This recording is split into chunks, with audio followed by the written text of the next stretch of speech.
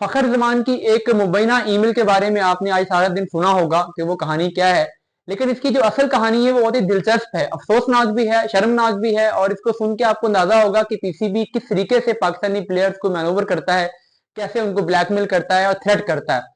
आपको याद होगा कुछ अर्से पहले कनेक्शन कैंप हुआ था और उसमें फखर जमान ने बात की थी, जब मोहसिन नकवी ने अपनी स्पीच के बाद प्लेयर से कहा कि आप अपना इनपुट दें, आप अपनी रिकमेंडेशन दें, जो आपको मसाइल हो रहे हैं पीसीबी से वो मुझे बताएं, मैं उसको हल करूंगा। तो वहां पर फखर जमान बोले थे और फखर जमान ने यह बात की थी कि पीसीबी की एडमिनिस्ट्रेशन में कुछ ऐसे लोग हैं जो क्रिकेटर्स के लिए मसाइल पैदा करते हैं, जिसकी वजह से क्रिकेटर्स फोकस होकर खेल नहीं पाते। और उन्होंने एग्जाम्पल दी थी अपने एनओसी मसाइल की, कि हमें पता नहीं होता कि हमने क्या करना है।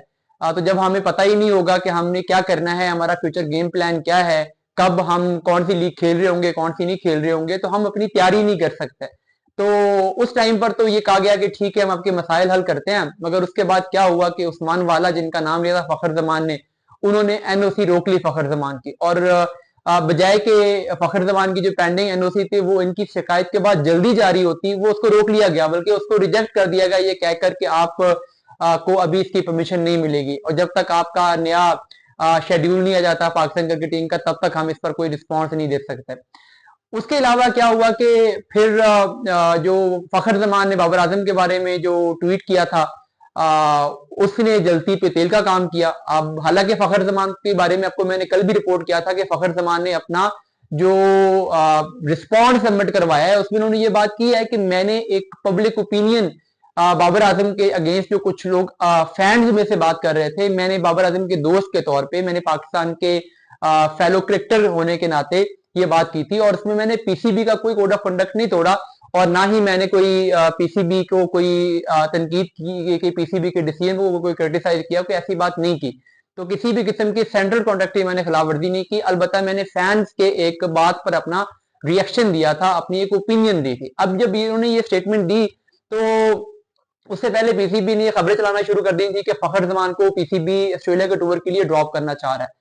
फखर जमान के पास भी ये खबरें आ रही थी। जब ये फखर जमान ने जब ये अपनी क्लैरिफिकेशन दी है तो उसके बाद पीसीबी की तरफ से कोई पॉजिटिव रिस्पॉन्स नहीं आया, यानी शोकाज नोटिस जारी किया, फखर जमान ने रिस्पॉन्ड किया। अब उसके ऊपर पीसीबी का कोई रिस्पॉन्स आना चाहिए था कि ठीक है हमने आपकी क्लैरिफिकेशन को एक्सेप्ट कर लिया या नहीं किया।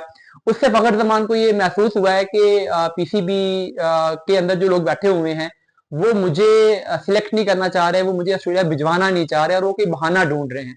और उन्हें ये फील हुआ कि इस टाइम पर अगर मैं पाकिस्तान टीम के साथ चला भी जाऊंगा तो मेरे साथ जो पीसीबी का बुरा रवैया है वो जारी रहेगा। इसकी बजाय बेहतर यह है कि मैं एक कदम पीछे लेता हूं और मैं सारी चीजों से विदड्रॉ कर लेता हूं। तो फिर फखर जमान ने खुद ही अपने दोस्तों से मशवरा करने के बाद ये फैसला किया कि मैं खुद अपनी तरफ से इसको विदड्रॉ करता हूं। और उन्होंने फिर जब ईमेल लिखी तो उसमें उन्होंने इंजरी की बात की कि मैं अपनी फिटनेस पे काम करना चाहता हूं और फिटनेस पे काम करके मैं पाकिस्तान टीम में 2 महीने की ब्रेक लेने के बाद वापस आना चाहता हूं। हालांकि जिस फिटनेस की ये बात कर रहे हैं इसी के साथ उन्होंने जो अभी पाकिस्तान कप था वो खेला था, जो चैंपियंस कप था वो खेला था।